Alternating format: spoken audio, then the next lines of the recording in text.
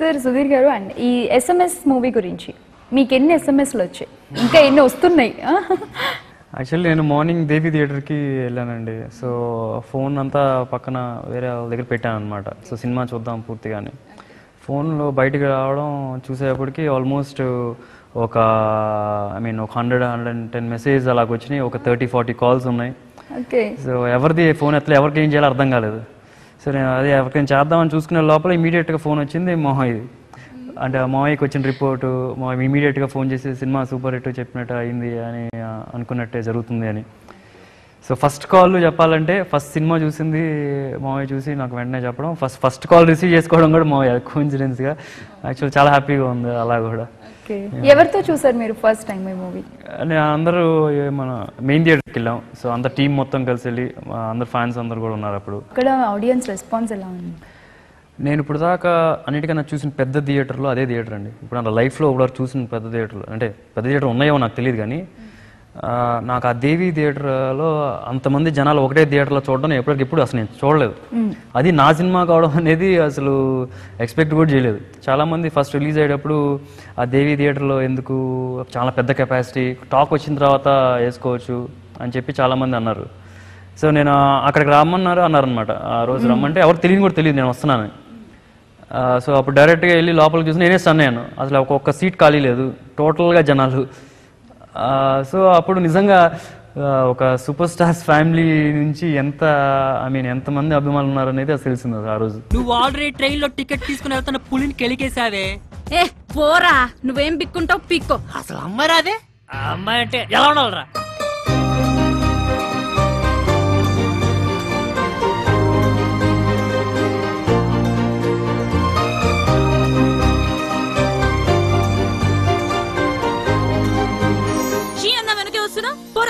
ఇప్పటి వరకు నేను ఏంటో చూడలేదే, ఇప్పుడు చూపిస్తా లోకల్ అంటే ఏంటో. సార్ కృష్ణ గారు, మిమ్మల్ని అందరూ daring dashing super star Krishna గారు అని పిలుస్తూ ఉంటారు.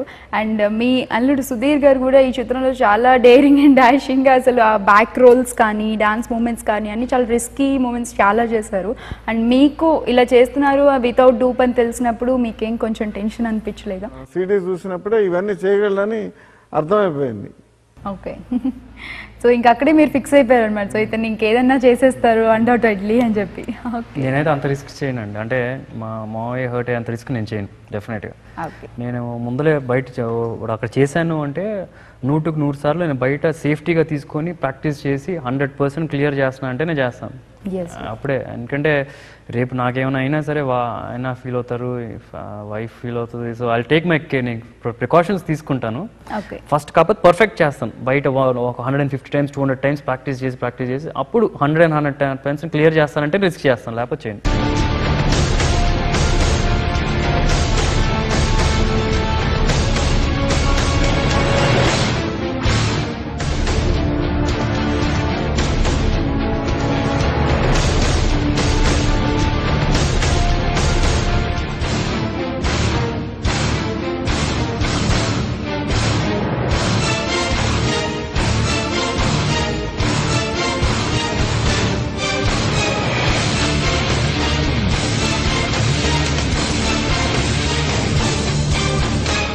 ఇండస్ట్రీకి రావాలి అన్నదానికి కృష్ణ గారి ఇన్స్పిరేషనా లేకపోతే మహేష్ బాబు గారు? అది డెఫినెట్గా మోహయ్య అండి. అంటే చిన్నప్పుడు నేను విజయవాడలో పుట్టి పెరిగాను కాబట్టి ఎప్పుడు సినిమాలు అనేది అక్కడ ఒకటే ఆప్షన్ సినిమాలు. సో ఆబ్వియస్లీ సినిమాలు అన్నప్పుడు ఇంకా కృష్ణ గారు తప్పితే విజయవాడలో ఎవరు కనిపించరు అనమాట. సో ఆ లెక్కనే నాకు సినిమాలంటే ఇంట్రెస్ట్. ఆ ఇన్స్పిరేషన్తోనే అప్పుడప్పుడు ఇంటికి వెళ్ళి నా డైలాగ్ రిపీట్ చేయడం తెలియకుండా, నేను ఒక కెరియర్గా చేసుకుందామని కాదు, లేదా యాక్టింగ్ చేద్దామని కాదు, తెలియకుండా రిపీట్ చేయడం. సో యాక్చువల్లీ ఇన్ని రోజులు అయిన తర్వాత జనాలు అంటారు ఇప్పుడు ఇంత ఫాస్ట్గా ఎలా నేర్చుకున్నారు, 1-2 సంవత్సరాల్లో ఆ డాన్సులు కానీ ఆ యాక్టింగ్లు కానీ ఎట్లా నేర్చుకున్నాను అంటే తెలియకుండా కూడా నేను ఆ సినిమా చూసి ఇంటికి వచ్చి ఏదో ఒక డైలాగ్ రిపీట్ చేయడం, ఆ టైప్ కోపంగా ఎక్స్ప్రెషన్ పెట్టడం. సో దానివల్ల కొద్ది ఈజీగా వచ్చేసింది అనుకుంటున్నాను. 2 సంవత్సరాల్లో అంత ఈజీగా రాదు ఎవరికి చెప్పాలంటే. మహేష్ కూడా అప్పుడు అదే అన్నాడు, 2 సంవత్సరాలు ఇవన్నీ ఎలా నేర్చుకున్నావు అని. ఐ థింక్ చిన్నప్పటి నుంచి అలా నేర్చుకోవడం వల్ల, ఆయన ఇన్స్పిరేషన్ అయ్యి ఆ రిపీట్ చేయడం వల్ల, సో ఇప్పుడు నేను ఎప్పుడైతే కెరియర్గా అనుకున్నానో అది ఈజీగా కుదిరింది అనుకుంటున్నా. Midnight మాసంతం మార్నింగ్ లానే ఫీల్ అవుతాం, bill దోసతి etcetera night.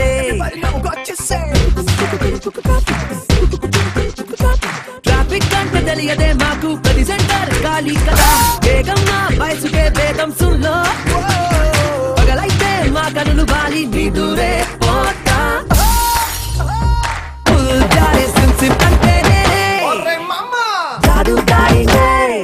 Sir Krishna గారు మీరు అప్రిషియేషన్స్ ఎంత బాగా ఇస్తారో క్రిటిక్స్ కూడా అంత కరెక్ట్గా చెప్తారు అని ఆడియన్స్ అందరికీ ఒక టాక్ ఉంది. మరి ఈ SMS మూవీలో సుధీర్ గారు ఇంకా ఇంప్రూవ్ చేసుకోవాల్సిన ఎలిమెంట్స్ ఏమన్నా ఉన్నాయా? అదే ఇప్పుడు ఇది ఒక టైప్ ఆఫ్ యూత్ ఫ్యామిలీ సబ్జెక్ట్గా సెలెక్ట్ చేసుకుని యాక్ట్ చేశాడు. మాస్ అపీల్ ఉన్న క్యారెక్టర్ ఫ్యూచర్లో చేసి తన టాలెంట్ ఫుల్గా యూజ్ చేసుకున్నవాడు అవుతాడు. ఇప్పుడు తను అంత బాగా ఫైట్స్ చేసి అంత బాగా డాన్స్ చేసి అవన్నీ ఫుల్గా యూటిలైజ్ అవ్వలేవు పిక్చర్లో. ఫ్యూచర్ పిక్చర్స్లో అవన్నీ కూడా యూటిలైజ్ చేసుకుని ఇంకా పెద్ద హిట్స్ సుధీర్ యాక్ట్ చేయాలని నేను అనుకుంటున్నాను.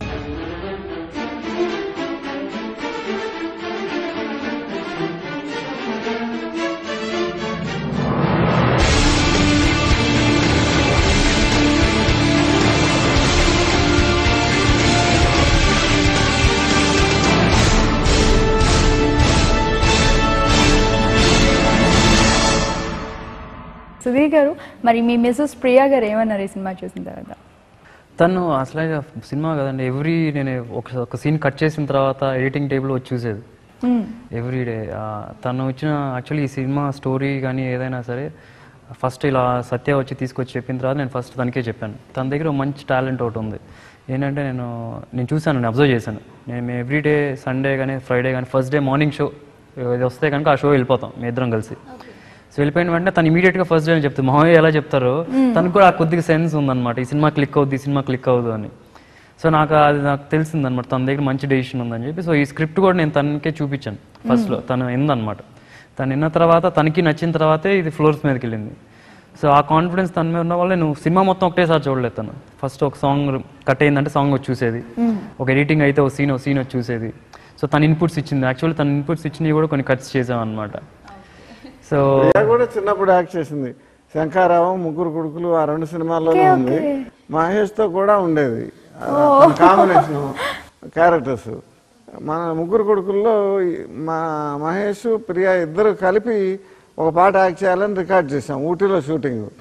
షూటింగ్ మొదలు పెట్టబోయేటప్పుడు మహేష్ తను చూసి నవ్వాడంట. వాడు నన్ను చూసి నవ్వాడు, నేను యాక్ట్ చేయను ఈ సాంగ్ లోనే వెళ్ళిపోయింది. సాంగ్ యాక్ట్ చేయలే, మహేష్ తో తీసాం ఆ సాంగ్. తర్వాత మెడ్రాస్ వచ్చినాక వాడికి సాంగ్ తీశారు, నాకు సాంగ్ తీయలేదు అని గొడవ పెట్టుకుంటుంటే ఓ చిన్న సాంగ్ పెట్టు రికార్డ్ చేసి ఇంట్లోనే షూట్ చేసాం. పెద్ద హిట్ ముగ్గురు కొడుకులు. సో మరి సార్ మీ పేరు మీద కృష్ణ గారి అబ్బాయి అని ఒక సినిమా ఉంది, అలానే ఇప్పుడు కృష్ణ గారు అల్లుడు అని సుధీర్ గారితో మూవీ ఏమన్నా మేము ఎక్స్పెక్ట్ చేయొచ్చా? సబ్జెక్ట్ దొరికితే పెట్టచ్చు. షూటింగ్ తీసుకొచ్చి పెట్టినా అది కరెక్ట్ కాదు కదా. సబ్జెక్ట్ మంచి సబ్జెక్ట్ ఉంది అంటే కట్ చేస్తేనే కరెక్ట్. Can please call. ఇప్పుడు ఎందుకు దాన్ని కాల్చి అడుగుతా? పాప శృతి ఉంటే పిలువమ్మా, శివ వచ్చాడని చెప్పు. శృతి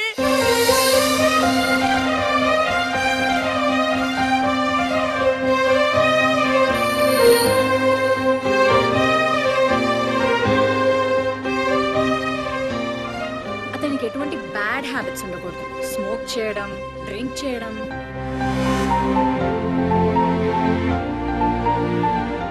అసలు అమ్మాయిలా పడడం నాకు నా లైఫ్ లోకి ఇది వచ్చింది.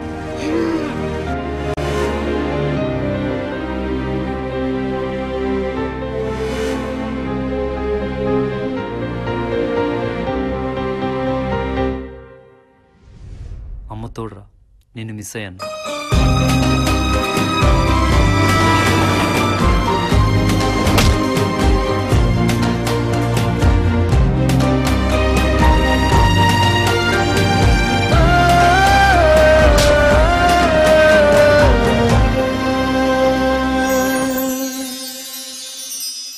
అండ్ ఇంకా మీ మీద ఉన్న పెద్ద బరువు బాధ్యత ఏంటంటే, నార్మల్గా ఒక హీరో వచ్చి ఆ మూవీ సక్సెస్ అయితే అది వేరే ఉంటుంది.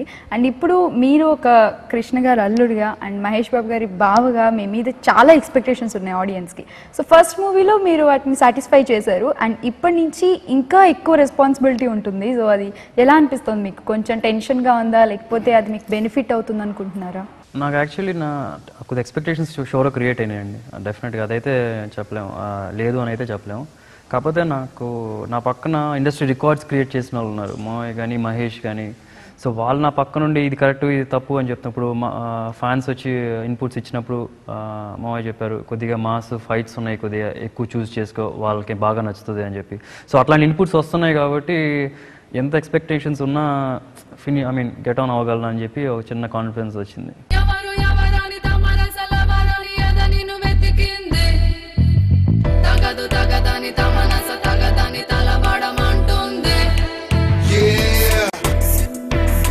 It's like that, y'all. Come on. It's like that. Here we go. It's like that. ఇది నిజమే ఇది వరకెరుగని పరవశమే.